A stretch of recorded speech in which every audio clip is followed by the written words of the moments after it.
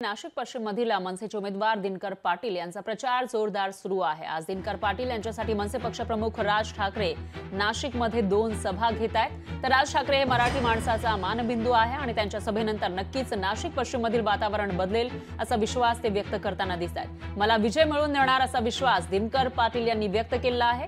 याविषयी त्यांच्याशी संवाद साधलाय आपले प्रतिनिधी महेश महाले यांनी।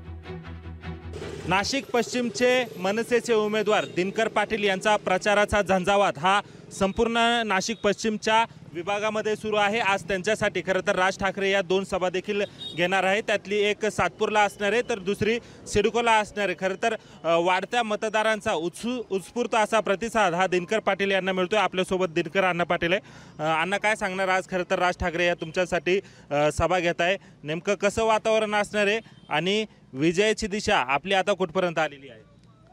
नाशिक पश्चिम विधानसभा मतदारसंघ हा शेतकरी, कष्टकरी, कामगारांचा हा मतदारसंघ आहे।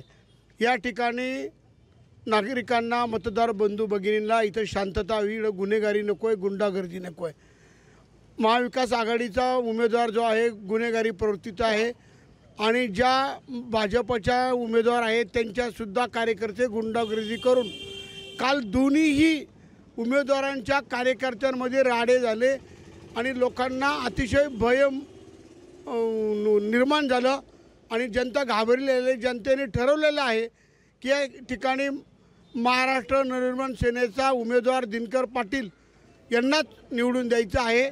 माझा विजय हा राजसाहेब ठाकरेंमुळे, जनतेमुळे निश्चित आहे। राज ठाकरे यांच्या सभेने वातावरण बदलेल असं तुम्हाला वाटतं? 100% बदलेल। मला ज्या दिवसापासून उमेदवारी मिळाली आहे त्या दिवशीपासूनच एक पर्याय म्हणून या गुंडांसमोर, दोन्ही उमेदवार गुंड आहे त्यांच्यासमोर पर्याय म्हणून मी दिनकर पाटलांना जनतेने निवडलेला आहे। येत्या काळामध्ये आता नाशिक पश्चिममधील नेमका कोण उमेदवार निवडून येतो हे पाहणं महत्त्वाचं ठरणार आहे। महेश महाले, लोकशाही मराठी, नाशिक। लोकशाही मराठी ऐका, पहा, जागरूक रहा।